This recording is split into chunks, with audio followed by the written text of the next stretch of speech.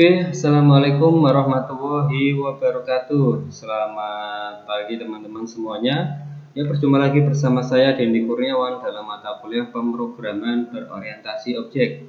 Di video ini nanti kita membahas mengenai sesuai judul YouTube-nya ya, yaitu abstrak kelas. Tentunya masih di dalam pemrograman berorientasi objek menggunakan bahasa Java. Baik, dari teman-teman di sini untuk tugas kemarin bagaimana, sudah mengumpulkan semuanya ya. Nanti akan saya buka siapa saja yang sudah mengumpulkan di akhir sesi pertemuan ini ya. Nanti silahkan disimak terus dan jangan di skip-skip. Dan bagi Anda yang belum, silahkan subscribe dan aktifkan loncengnya biar ketika perkuliahan dimulai akan ada notifikasi di dalam smartphone Anda.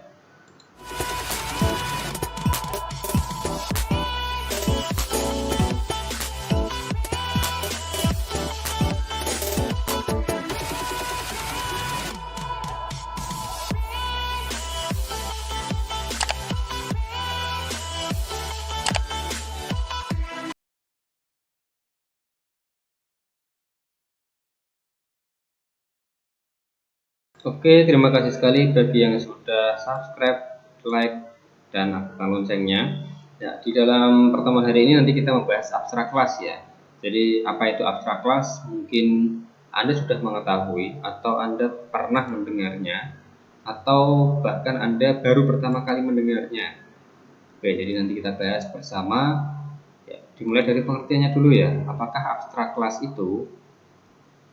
Nah, misalkan saya menyebutkan suatu kata, ini saya analogikan ke dalam bentuk lain atau konsep lain ya. Misalkan saya menyebut sebuah kata kendaraan. Nah, ketika saya menyebut kata kendaraan, apakah yang Anda pikirkan? Apakah yang ada di benak Anda ketika mendengar kata kendaraan tersebut? Apakah motor, atau mobil, atau pesawat, atau kapal ya, itu semua benar ya, itu juga termasuk dalam kendaraan ya. Dan kita juga tahu nanti itu kendaraan itu bisa berjalan ya, kendaraan itu bisa berjalan. Tapi kalau saya bilang kendaraan berjalan, nah itu Anda bertanya lagi atau Anda memiliki pertanyaan, nah berjalannya itu bagaimana? Apakah di darat, apakah di udara, apakah di air? Ya, pasti Anda memiliki pertanyaan seperti itu. Nah, itulah yang disebut sebagai abstraksi. Kata kendaraan itu masih bersifat abstrak. Ya, sekali lagi kata kendaraan itu masih bersifat abstrak. Kita bisa membayangkan konsep kendaraan itu seperti apa. Ya, konsepnya itu seperti apa kendaraan. Nah, tapi itu belum jelas kendaraannya ini apa. Ya, cuma bisa dibayangkan konsepnya saja. Dan jika saya bilang mobil berjalan, mobil berjalan, kalau tadi kan kendaraan berjalan, sekarang saya bilang mobil berjalan, pasti Anda semua langsung paham, oh mobil berjalannya itu ya di darat, ya, di atas tanah atau di atas aspal. Tapi kalau saya bilang kendaraan berjalan, itu kan masih membingungkan ya, masih bersifat abstrak dia. Berjalannya itu di mana? Karena kendaraan itu banyak, ada mobil, ada pesawat, ada kapal, dan lain sebagainya. Nah, jadi kendaraan tadi disebut sebagai abstrak, ya, kata yang bersifat abstrak, sedangkan untuk mobil berjalan itu disebut sebagai konkret ya, atau nyata, konkret atau nyata. Jadi bisa dibedakan ya antara abstrak dan konkret. Oke, jadi apa itu abstrak? Nah, di dalam PBO ya atau OOP, abstrak itu kelas yang masih dalam bentuk abstrak. Ya, kelas abstrak adalah kelas yang masih berbentuk abstrak, masih belum jelas. Ya, maksudnya itu nanti belum bisa didefinisikan dengan jelas seperti tadi mobil berjalan, itu kan langsung jelas Anda bisa pahami dibandingkan dengan kendaraan berjalan. Kemudian selain kelas, metode juga bisa bersifat abstrak. Nah, terus apa kelemahannya kalau dia bersifat abstrak, ya yang pertama dulu ya, yang kelas dulu. Jika kelas itu bersifat abstrak, maka kelas tersebut tidak bisa digunakan untuk membuat sebuah objek. Contoh kemarin kita membuat sebuah kelas dengan nama manusia. Nah, kita ingin membuat objek dari kelas manusia tersebut. Contohnya misalkan manusia 1 sama dengan new manusia gitu ya, contohnya kemarin. Nah, kalau kelas tersebut atau kelas manusia tersebut masih bersifat abstrak, maka kita tidak bisa membuat perintah seperti itu di dalam main kelasnya. Kita tidak bisa membuat objek di dalam kelas yang bersifat abstrak. Nah, susah ya jadinya ya. Nah, terus kenapa kok dibuat kelas abstrak kalau tidak bisa digunakan untuk pembuatan objek?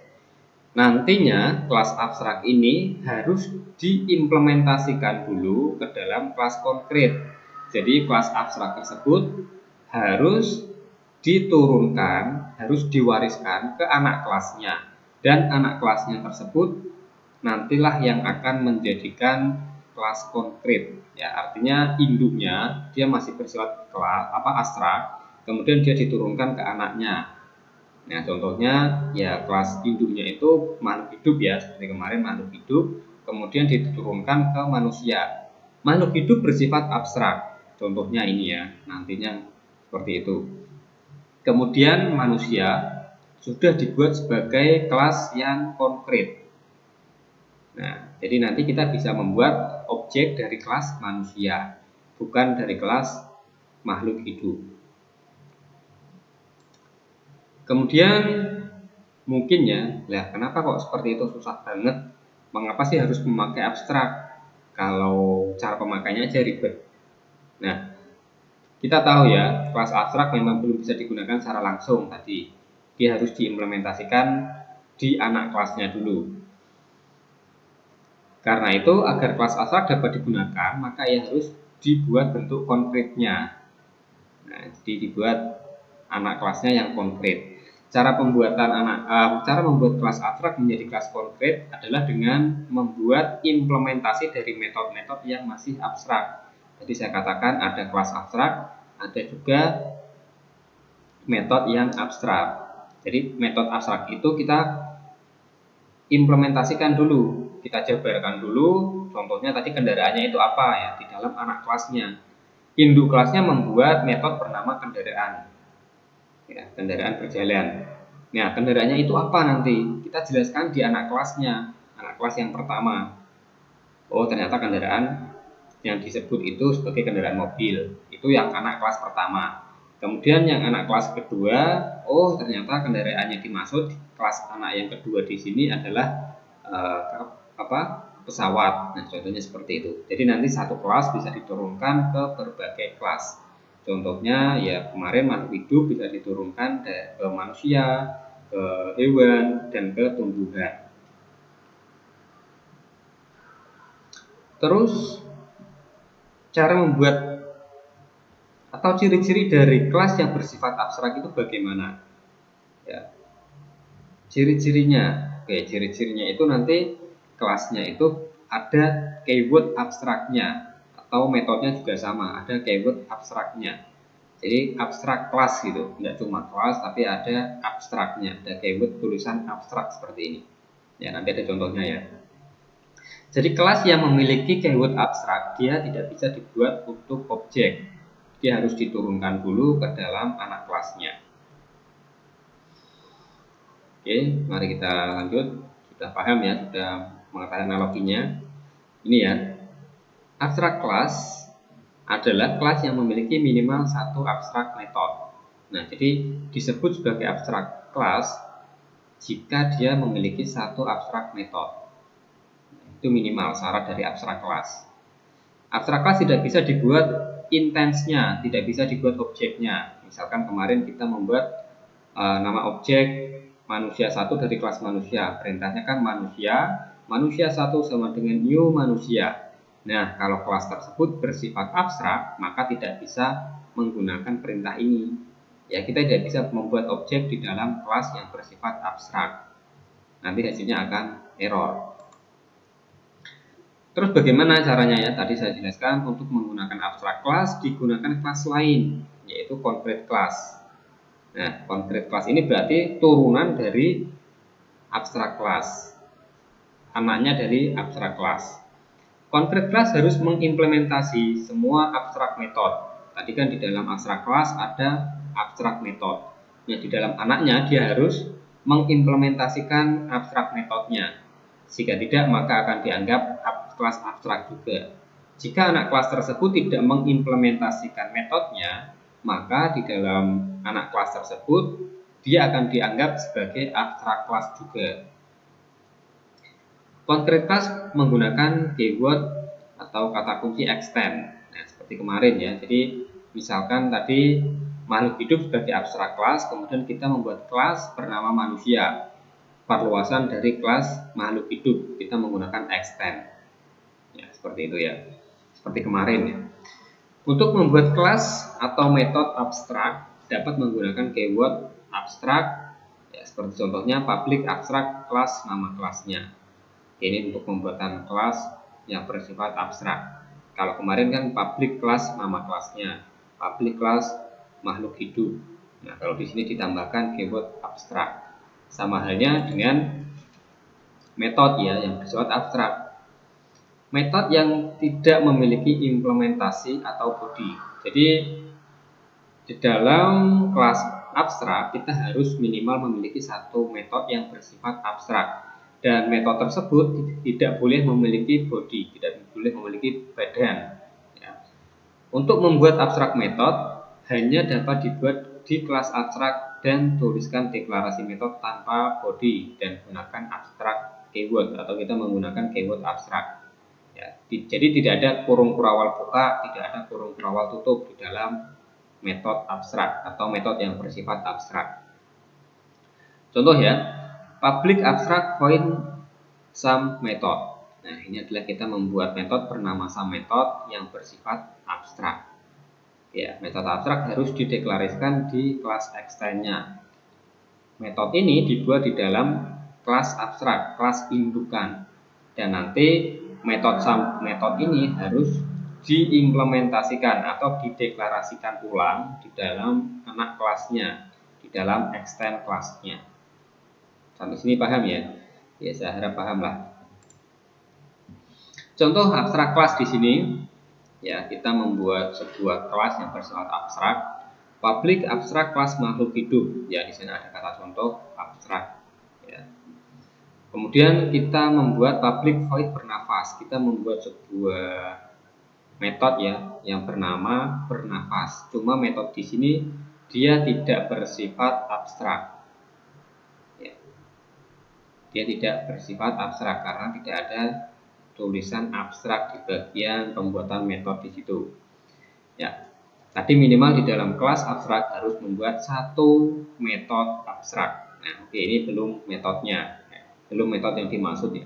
Kemudian public void makan, di sini juga bukan bersifat abstrak karena tidak ada kata abstrak di bagian pembuatan metode makan di situ. Nah, public abstrak void berjalan. Oke, di sini ya metode yang bersifat abstraknya ada pada metode yang bernama berjalan. Public abstrak void berjalan. Nah, ini kita membuat satu metode yang bersifat abstrak. Ini sebagai syarat bahwa kelas abstrak itu harus memiliki minimal satu abstrak metode. Di dalam pembuatan metode abstrak tidak boleh ada bodinya, tidak boleh ada tubuhnya. Jadi tidak boleh ada kurung kurawal buka seperti halnya yang di atas. Jadi Anda bisa bayangkan ya, Anda bisa bedakan antara metode biasa dengan metode abstrak. Kita ingin mengimplementasikan metode ini melalui concrete class dan metode ini, metode berjalan di sini, dia harus dideklarasikan ulang di dalam anak kelasnya nanti. Oke, jadi anak kelasnya nanti misalkan kita membuat sebuah kelas yang bernama manusia. Public class manusia extend makhluk hidup, gitu ya contohnya. Perluasan dari makhluk hidup. Kemudian kita deklarasikan ulang metode berjalan di sini ke dalam kelas manusia tadi atau anak kelas dari makhluk hidup di sini ya. Kita deklarasikan, pendeklarasiannya sama dengan ini seperti itu ya. Jadi public void berjalan, nanti dia mencetak apa di sana atau ingin melaksanakan perintah apa. Jadi di sini itu dia hanya untuk menampung sebuah namanya saja, ya, berjalan gitu. Extending abstract class ya, ketika concrete class mengimplementasi abstract class makhluk hidup, maka concrete class tersebut harus mengimplementasi metode berjalan. Jadi ketika kita membuat kelas yang merupakan extend dari makhluk hidup, karena makhluk hidup tadi kan bersifat abstract class, kita nanti harus mengimplementasikan atau mendeklarasikan metode berjalan. Kenapa? Karena ini syarat ya, di dalam abstract class memang syaratnya seperti itu. Metode yang dimiliki induk kelasnya yang bersifat abstrak harus dideklarasikan atau diimplementasikan di dalam anak kelasnya. Ya, jika tidak, maka kelas tersebut akan jadi abstrak kelas juga. Jika kita tidak mengimplementasikan metode berjalan di dalam kelas manusia, maka kelas manusia juga dianggap sebagai kelas abstrak. Ya, sehingga tidak dapat diinstansiasi atau tidak bisa dibuat objeknya dalam kelas manusia. Oke, ini contohnya di dalam kelas manusia ya. Public class manusia merupakan extend dari kelas makhluk hidup. Nah, perluasan dari kelas makhluk hidup sebelumnya. Kemudian public void berjalan, kita harus mengimplementasi atau mendeklarasikan metode berjalan yang sudah kita buat di dalam induk kelasnya tadi, di dalam kelas makhluk hidup ya. Yang berwarna biru di situ kita deklarasikan ulang, jadinya seperti ini. Ya, isinya bebas di sini, bisa mencetak tulisan atau bisa melaksanakan operator aritmatika ataupun melaksanakan fungsi-fungsi yang lainnya. Ya, sampai sini jelas ya. Ya, kemudian kapan kita menggunakan abstrak method dan abstrak kelas? Ya, abstrak method digunakan ketika dua atau lebih subclass dirancang untuk memenuhi aturan yang sama dengan implementasi yang berbeda. Aturannya sama, tapi implementasinya beda. Aturannya sama-sama kendaraan, tetapi implementasinya beda. Yang satu kendaraannya itu mobil, yang satu motor atau pesawat. Ya, jadi ada dua kelas, yang satu mobil, yang satu motor. Ya, sub-kelas ini mengextend abstrak kelas yang sama, namun dengan implementasi yang berbeda pada abstrak metodenya. Implementasinya nanti berbeda ya. Ya, kemudian kapan kita menggunakan abstrak kelas yang kedua, yaitu menggunakan abstrak kelas sebagai konsep umum pada top level kelas hierarki dan menggunakan banyak subclass untuk membuat detail implementasi abstrak kelasnya. Mungkin nanti teman-teman di sini belum merasakan ya, sebenarnya itu untuk apa ya? Itu menurut saya mempersulit malahan. Nah, seperti halnya ketika mungkin Anda dulu di dalam kandungan ibu kalian, ya ketika waktu itu Anda masih berupa janin. Nah, mungkin Anda bertanya-tanya, ya, kalau janin kan dia berkembang ya dari kecil tambah besar, tambah besar, tambah besar. Nah, nanti mulai dari embrio ya, kemudian nanti dia berbentuk sedikit seperti manusia, kemudian nanti muncul tangannya, muncul kakinya dan lain sebagainya. Nah, mungkin kalau Anda bisa mengingat masa itu, mungkin Anda bertanya, ini tuh buat apa toh tangan ini? Ini buat apa kaki ini diciptakan? Membuat kandungan di sini semakin sempit saja, membuat tempatnya maksudnya ya, membuat tempatnya itu semakin sempit. Ada tangan, ada kaki. Nah, belum tahu maksudnya dibuatkan seperti itu tuh untuk apa. Ya, malah mungkin Anda merasa nggak nyaman ya, karena kan semakin besar tubuh kita, semakin banyak juga ruang yang kita butuhkan untuk menempati kandungan ibu kita di dalam perut ya. Nah, mungkin Anda bertanya seperti itu. Anda saja tidak diciptakan tangan, Anda saja tidak diciptakan kaki, kan ruangannya di dalam kandungan lebih luas. Nah, mungkin bertanya seperti itu. Dan setelah Anda lahir dan Anda sudah dewasa, mungkin ternyata dibuatkan tangan, dibuatkan kaki, fungsinya untuk membuat nanti di dalam kehidupan selanjutnya itu lebih mudah digunakan untuk proses hidup di kehidupan selanjutnya. Sama halnya di sini, mungkin Anda bertanya-tanya, tidak hanya di dalam mata kuliah saya saja ya, mungkin di dalam mata kuliah yang lain. Apa sih fungsinya mata kuliah ini? Apa sih fungsinya teori ini, teori itu? Nah, mungkin bagi sekarang yang belum bekerja, yang maksudnya belum bekerja sesuai bidang yang Anda pelajari saat ini, pasti bertanya-tanya ya. Nah, ini tuh buat apa? Nyusah-nyusahin amat. Kalau kita bisa buat dengan sederhana, kenapa kita menggunakan abstrak kelas juga, kenapa kita menggunakan pewarisan dan lain sebagainya. Nah, nanti ketika Anda bekerja di bidang yang sesuai ataupun nanti di semester-semester berikutnya, ketika ada mata kuliah yang melanjutkan di sini, ya misalkan Anda menempuh S2 yang berkaitan dengan OOP nantinya ya, entah di PHP, kalau PHP OOP-nya kan berkaitan dengan CI ya. Kalau di Java di sini nanti berkaitan ke dalam Android, pemrograman Android. Mungkin nanti ternyata fungsinya tuh untuk ini toh, kemarin-kemarin yang saya pelajari akan menemukan hal seperti itu. Nah, jadi kalau teman-teman merasa materi ini tidak penting, ya whatever ya. Nanti Anda menyesal sendiri di kemudian hari jika Anda menemukan hal yang sama atau lanjutan dari materi ini. Nah, jadi menurut Anda penting nggak penting, tetap saja tekun pelajari. Tetap dipelajari dengan sungguh-sungguh, jangan asal-asalan. Jangan yang penting mengerjakan laporan, mengirim tugas, dan mendapatkan nilai. Percuma Anda kalau seperti itu.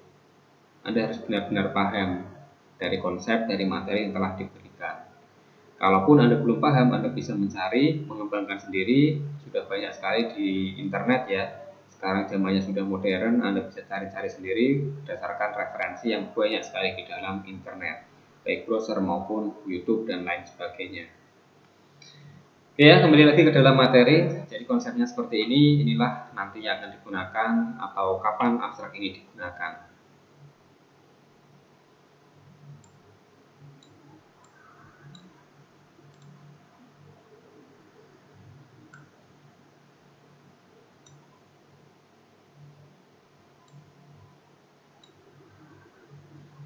Nah, selanjutnya adalah contoh implementasi. Ya, contoh dalam pengimplementasiannya. Namun di sini ya tentunya bukan latihannya ya. Ini bukan latihannya ya. Ini seperti tadi ya, cuma di sini dituliskan dalam bentuk codingannya. Ya, ini adalah kelas yang bersifat abstrak. Ciri-cirinya dia ada keyword abstraknya di bagian pembuatan nama kelasnya. Kelas printer adalah kelas abstrak, dan kalau di dalam kelas abstrak minimal harus memiliki satu metode yang bersifat abstrak juga. Oke, jadi di sini public abstract void printing. Metode printing ini bersifat abstrak. Jadi nanti ketika ada kelas yang mengextend kelas printer, dia harus mendeklarasikan ulang metode printing. Oke ya, kelas printer kita anggap sebagai kelas induknya, parent kelasnya. Kemudian juga dia membuat public void photocopy. Dia membuat sebuah metode bernama fotokopi, tetapi sifatnya biasa, bukan abstrak. Kenapa bisa tahu? Karena di sini tidak ada keyword abstrak untuk pembuatan metode fotokopi. Nah, kemudian untuk yang dua di sini ya dan ketiga itu merupakan extend dari kelas printer. Ini Anda bisa lihat extend printer, extend printer. Jadi kita membuat kelas lagi bernama Canon, perluasan dari kelas printer. Ya, kemudian kita membuat kelas lagi bernama Samsung, perluasan dari kelas printer. Ingat, kalau kita mengextend kelas printer, kita harus mengimplementasi ataupun kita mendeklarasikan ulang abstrak metode yang bersifat abstrak, yaitu metode printing. Nah, jadi di situ public void printing kita deklarasikan ulang, system out print ln ngeprint pakai tinta. Nah, yang perlu kita deklarasikan ulang adalah metode yang bersifat abstrak saja. Ya, metode yang bersifat abstrak saja. Yang bersifat bukan abstrak, contohnya metode fotokopi di sana, dia sifatnya sunnah. Boleh dideklarasikan ulang atau digunakan ulang, boleh juga tidak. Nah, contohnya di sini dia tidak digunakan. Di dalam kelas kanan dia tidak digunakan. Sedangkan di dalam kelas Samsung, ya dia juga perluasan kelas printer. Jadi kita harus mendefinisikan ulang abstrak metodenya, yaitu abstrak printing ya. Dan urutannya itu tidak harus didulukan sesuai dengan urutan yang ada di dalam kelas printer. Metode printing dulu baru fotokopi, enggak ya. Dan fotokopi ini kan tadi sifatnya sunnah, bisa diimplementasikan atau digunakan ulang atau tidak. Kebetulan yang untuk kelas Samsung dia digunakan dan dia diletakkan di atas. Public class Samsung SM Printer kita pepanggil public void fotokopi. Kita menggunakan metode fotokopi yang dimiliki kelas printer, meskipun dia tidak bersifat abstrak, dia juga bisa digunakan ya atau diimplementasikan di dalam extend kelasnya. Nah, sistem outprint LLM bisa buat fotokopi. Ini contoh sederhananya. Kemudian ini adalah pendeklarasian metode printingnya, metode abstraknya. Public void printing sistem outprint LLM ngeprint pakai karbon. Nah, kalau di sini dia tidak dituliskan, bagaimana nanti hasilnya? Hasilnya maka kelas Samsung di situ ya dia disebut sebagai kelas abstrak juga. Nah, kalau metode printing ini tidak dideklarasikan. Ya, sampai sini paham lah ya. Ya, ini nanti latihannya kerjakan worksheet abstrak class doc ya atau pertemuan ke-12 ya nama filenya. Nah, kemudian kerjakan latihan tugas 1 dan tugas 2. Kirim laporan dan projectnya di dalam classroom tentunya. Nah, ntar saya akan buka dulu PDF-nya. Ini ya PDF-nya. Oke.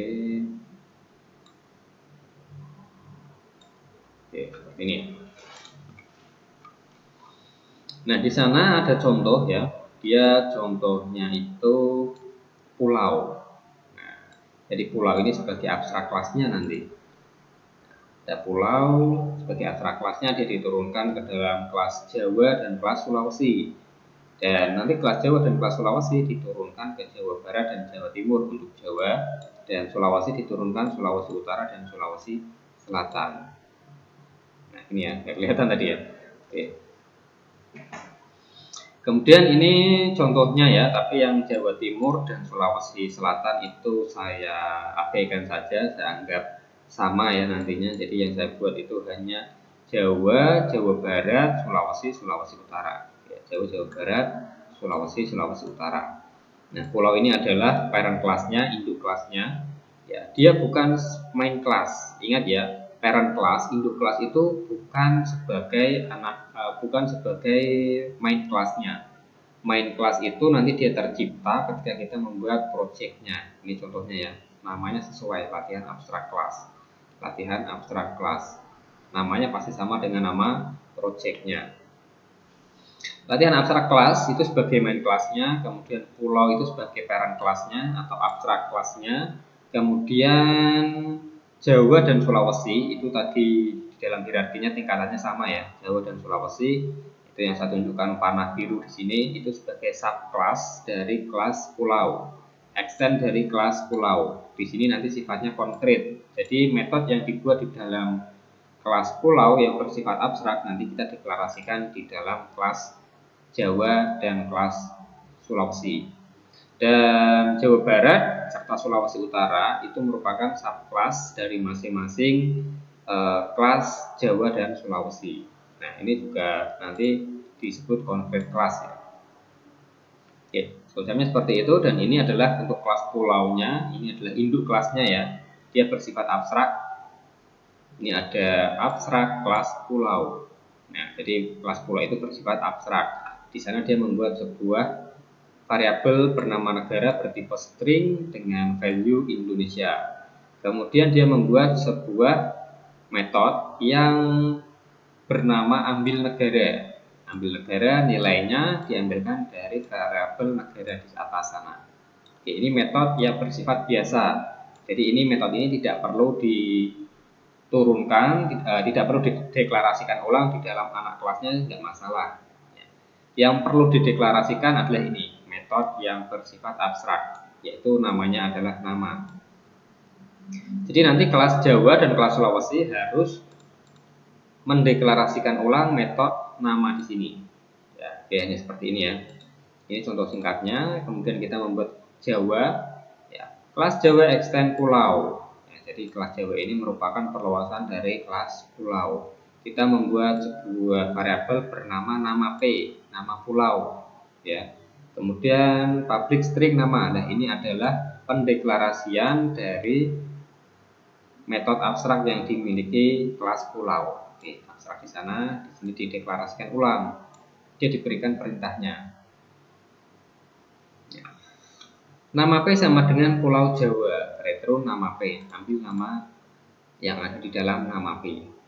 Oke, jadi nama di situ sudah kita deklarasikan ulang untuk menyimpan suatu value yang disimpan dalam variabel nama P. Oke, jadi tidak hanya digunakan untuk mencetak data saja, tapi kita juga bisa untuk menyimpan ataupun kita juga bisa untuk melakukan aritmatika atau fungsi-fungsi yang lainnya juga. Ya, sama halnya di dalam kelas Sulawesi ya. Kelas Sulawesi merupakan extend dari pulau. Kemudian kita membuat variabel nama P, namanya sama dengan yang ada di dalam Jawa tadi. Ya, sama persis ya. Cuma value-nya saja yang berbeda. Ya, ini pendeklarasian metode nama, metode abstrak yang dimiliki pulau, kelas pulau, dan kita deklarasikan untuk menyimpan value Pulau Sulawesi di dalam variabel nama P. Retro nama P, ambil nilainya dari nama P dan selesaikan ataupun perintahnya telah selesai. Maksudnya perintah dari metode nama ini telah selesai kalau mendengar atau ada perintah retro. Oke ya, di sini sudah kita implementasikan semua dari kelas Sulawesi, kelas Jawa. Nah, nanti itu kita sudah bisa membuat objek dari kelas Sulawesi atau kelas Jawa. Tapi kita tetap tidak bisa menggunakan pulau atau kelas pulau ya untuk membuat objek. Kita tetap tidak bisa meskipun sudah dideklarasikan di dalam kelas Jawa dan kelas Sulawesi, kita tetap tidak bisa membuat objek dari kelas pulau. Yang kita bisa itu membuat objek dari kelas Jawa dan kelas Sulawesi. Nah, tapi di sini saya ingin memperluas lagi bahwa kelas pulau, kelas Jawa dan kelas Sulawesi itu bisa di-extend lagi. Contohnya di dalam kelas Jawa ya, kita extend ke dalam Jawa Barat. Nah, kita membuat kelas bernama Jawa Barat merupakan perluasan dari kelas Jawa. Nah, di sana dia membuat sebuah biodata provinsi. Kita tidak perlu mendeklarasikan ulang metode nama ya, karena metode nama sudah selesai tadi, sudah dideklarasikan oleh kelas Sulawesi dan kelas Jawa. Ya, kita maka tidak perlu mendeklarasikan ulang di dalam anaknya kelas pulau, anaknya kelas Jawa atau anaknya kelas Sulawesi. Jadi metode nama di sini sudah menjadi konkret. Ya, di dalam Jawa dan Sulawesi metode nama sudah menjadi konkret, tidak abstrak lagi. Oke, kelas Jawa Barat dia mengisi biodata provinsi. Ya, ini nanti datanya bebas ya sebenarnya. Ini ada pulau yang berada di ambil negara. Ambil negara tadi ya di dalam metode yang pertama yang ada di dalam kelas pulau ya. Isinya adalah Indonesia. Kemudian ini plus nama. Plus nama ini nanti kita ambilkan dari mana? Dari sini tentunya ya. Dari nama yang ada di Sulawesi atau Jawa. Nah, cara membedakannya bagaimana kok namanya sama? Nah, nanti tergantung objeknya itu yang dibuat dari kelas Sulawesi atau kelas Jawa. Oke, seperti itu. Plus nama, sistem out dan LN. Ini provinsi Jawa Barat. Sistem out dan LN jumlah penduduknya. Nah, ini kira-kira saja ya. Ini enggak konkret, enggak apa namanya, enggak fix datanya. Ini hanya contoh saja. Kemudian untuk kelas Sulawesi Utara, kita perluasan dari kelas Sulawesi. Sama persis ya, biodata prof, kemudian ambil negara, nama, cuma bedanya itu di sini, Provinsi Sulawesi Utara, jumlah penduduknya itu saya buat sedikit berbeda ya, 23241, 2324342. Nah, ini nanti teman-teman juga bisa menggantinya dengan yang lain ya. Nah, kemudian di sini main kelasnya, ya kita sudah membuat 4 tadi ya, 4 kelas. 5 ya, Pulau, Jawa, Sulawesi, Jawa Barat, Sulawesi Utara, 5 kelas, dan ini adalah main kelasnya. Disinilah yang nanti menentukan metode nama itu dia mengambil dari Jawa Barat atau Sulawesi Utara. Kita membuat objek dulu ya, bernama JB dari kelas Jawa Barat. Nah, kemudian JB Biodata Prof. Kita memanggil metode biodata provinsi ya. Sistem outprint ini untuk baris saja, untuk penyekat saja. Kemudian yang kedua, Sulawesi Utara SU. Kita membuat objek bernama SU dari kelas Sulawesi Utara. Kita panggil biodata provinsi. Nah, cuma seperti itu saja kok hasilnya seperti ini ya. Nanti ini salah ya, maaf teman-teman, ini salah capture. Ini seharusnya Jawa Barat ya. Ini seharusnya Jawa Barat karena tadi kan kita membuat kelas dengan biodata provinsi Jawa Barat dan Sulawesi. Tapi ini saya salah capture karena setelah saya buat itu saya kembangkan lagi dan saya itu nggak teliti. Di sini itu nanti seharusnya Pulau Jawa Barat. Pulau Jawa, maaf, Pulau Jawa bukan Jawa Barat. Ya. Kenapa bisa menyebutkan sebagai Jawa dan Sulawesi? Nah, di sini kan namanya sama ya. Namanya kan sama. Nama ini diambilkan dari mana? Nama itu sebenarnya diambilkan dari sini ya. Metode itu, metode yang awalnya bersifat abstrak dan sudah dideklarasikan di dalam kelas Sulawesi dan kelas Jawa. Oke ya, kenapa dia bisa membedakan? Ayo teman-teman bisa menjawab enggak? Kenapa dia bisa membedakan meskipun namanya sama? Di dalam kelas Jawa itu namanya adalah nama, sementara di dalam kelas Sulawesi itu namanya adalah juga nama. Kenapa sistemnya bisa membedakan? Ya, boleh jawab dalam hati ya. Nah, tapi saya nggak bisa mengoreksi kalau Anda jawab di dalam hati. Ya teman-teman, jadi gini, yang membedakannya itu adalah dari mana kita membuat sebuah objeknya, atau kita membuat objek itu dari kelas apa. Nah, kalau kita membuat JB dari kelas Jawa Barat, otomatis dia akan menjalankan yang ini, Jawa Barat. Ya. Jawa Barat kita mengambil data yang biodata provinsi. Ya, kita membuat objek dari kelas Jawa Barat, tadi ya dijalankan ini. Nah, nama ini kenapa bisa diambil dari yang Jawa? Pulau Jawa, ini ya. Yang tadi di sana dituliskan Pulau Kalimantan itu ya. Seharusnya mana?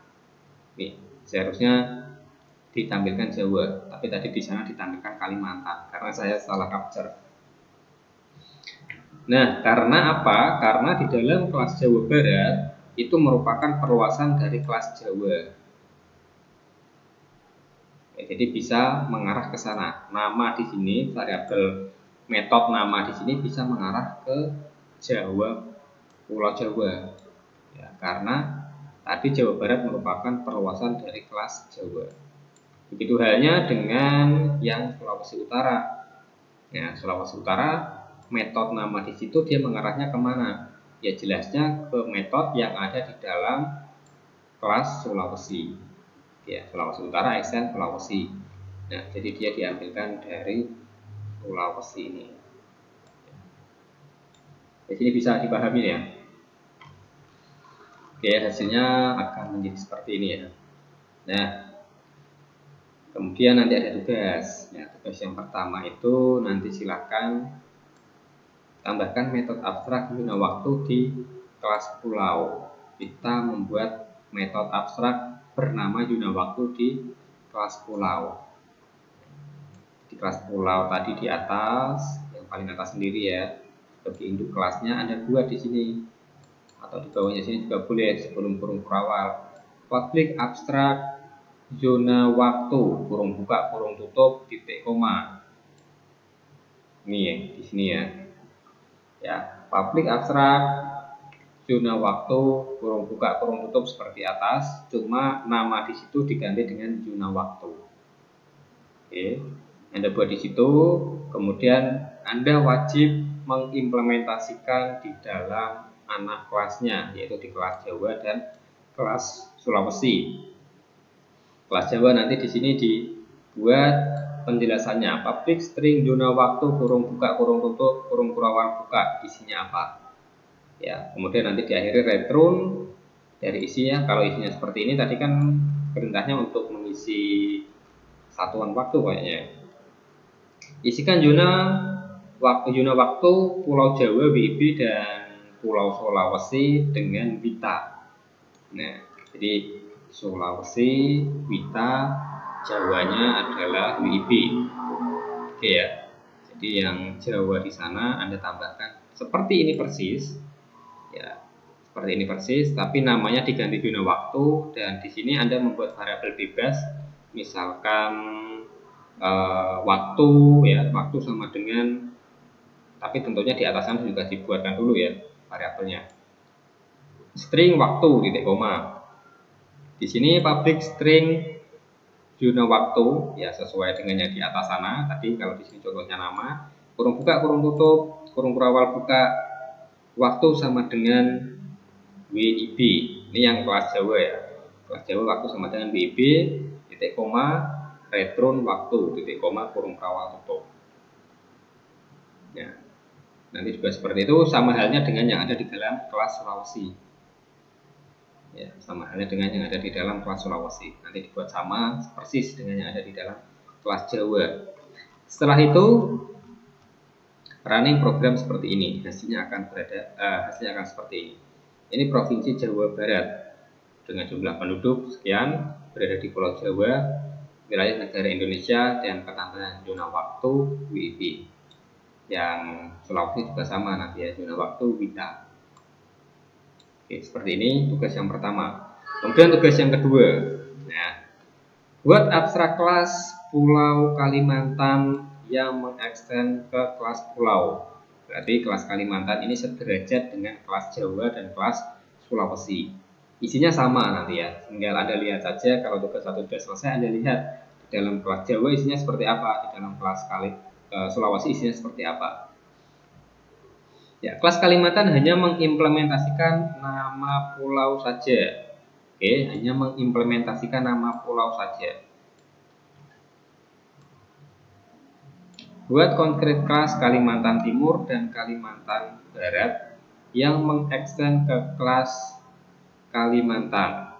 Nah, jadi kelas Kalimantan itu mengekstend kelas pulau. Yang di-extend apa? Yang di-extend adalah nama pulau saja. Berarti zona waktunya jangan di-extend di situ. Ya, jangan di-extend di dalam kelas Pulau Kalimantan. Nah, berarti kelas Kalimantan otomatis menjadi abstrak kelas juga, karena dia meng-extend kelas pulau. Kelas pulau kan abstrak kelas. Dia meng-extend abstrak kelas, tapi tidak mengimplementasikan metodenya. Ya, sehingga kelas Kalimantan juga termasuk abstrak kelas. Kita tidak bisa membuat objek dari kelas Kalimantan. Ya, kelas Kalimantan nanti diturunkan menjadi kelas Kalimantan Timur ya. Buatlah konkret kelas Kalimantan Timur dan Kalimantan Barat yang mengekstend ke kelas Kalimantan. Nah, kelas Kalimantan tadi kan abstrak kelas. Kita extend ke dalam kelas Kalimantan Timur dan Kalimantan Barat. Kita deklarasikan zona waktunya di dalam kelas Kalimantan Timur dan kelas Kalimantan Barat. Ya, sampai sini paham ya.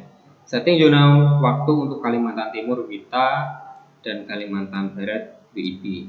Nah, penyetingannya ini berarti di dalam kelas Kalimantan Timur dan Kalimantan Barat. Kalau tadi yang saya contohkan di dalam kelas Jawa dan kelas Sulawesi ya. Nah, di sini nanti diturunkan lagi di kelas yang paling bawah. Buatlah contoh penerapan objeknya menjadi seperti ini ya contohnya. Kalimantan Timur, Kalimantan Barat. Hasilnya sama, cuma nanti codingannya yang berbeda. Oke ya, seperti itu nanti untuk tugasnya. Kemudian di sini ya saya mohon maaf ya, saya membuatkan video ini pada hari Kamis ya atau hari kemarin, karena hari ini saya ada kegiatan sehingga saya tidak bisa streaming langsung. Nah ini jadi saya tugas tugas apa namanya, tugas yang kemarin, pertemuan kemarin akan saya buka di sini. Ya, ini per tanggal kemarin ya. Ini per tanggal kemarin yaitu tanggal 19 hari Kamis kemarin jam 10 pagi. Ya, ini sudah mengumpulkan tugas. Ada siapa saja nanti saya lihatkan ya.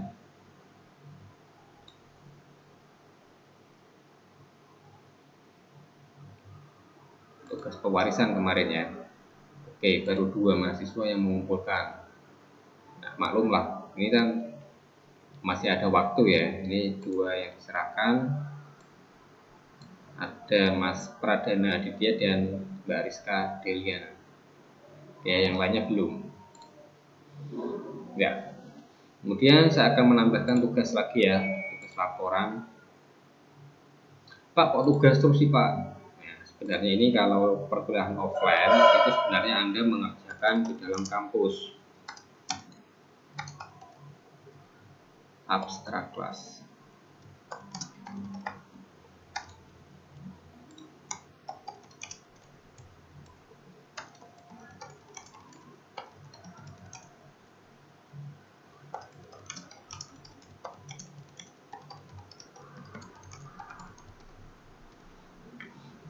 Ya, seharusnya ini kan dikerjakan di kampus. Kalau Anda mendapat mata kuliah pemrograman ya, ini tingkatnya Jumat minggu depan ya. Kalau Anda mendapat mata kuliah pemrograman, pastilah Anda itu mendapatkan atau disuruh membuat ya codingannya di dalam kampus ya di lab. Nah, karena berhubung di sini online ya, jadi saya jelaskan di sini baru Anda kerjakan nanti di apa namanya di rumah ya, Anda praktekkan di rumah. Karena kalau Anda awam saja, kalau Anda lihat secara awam itu nanti dia nggak maksimal, Anda nggak paham ya. Maksudnya Anda hanya memahami kalimatnya, tapi Anda prosedurnya, alurnya itu bagaimana di dalam pengkodingannya akan lebih mengena ketika Anda mempraktekannya. Ini tenggatnya pukul 8 ya, jadi minggu depan pukul 8. Nggak kelihatan ya di dalam sini ya. Ya ini saya tugaskan ya, mungkin teman-teman hari ini Kamis ya pada kaget lah ini ada tugas lagi, padahal pertemuannya belum ya. Oke ya, jadi seperti itu untuk pertemuan hari ini. Kalau ada pertanyaan mungkin bisa dilanjut di WA ya, atau ditulis dulu pertanyaannya, disampaikan, ditanyakan pada pertemuan selanjutnya juga boleh. Oke, sekian, selamat pagi, saya akhiri. Wassalamualaikum warahmatullahi wabarakatuh.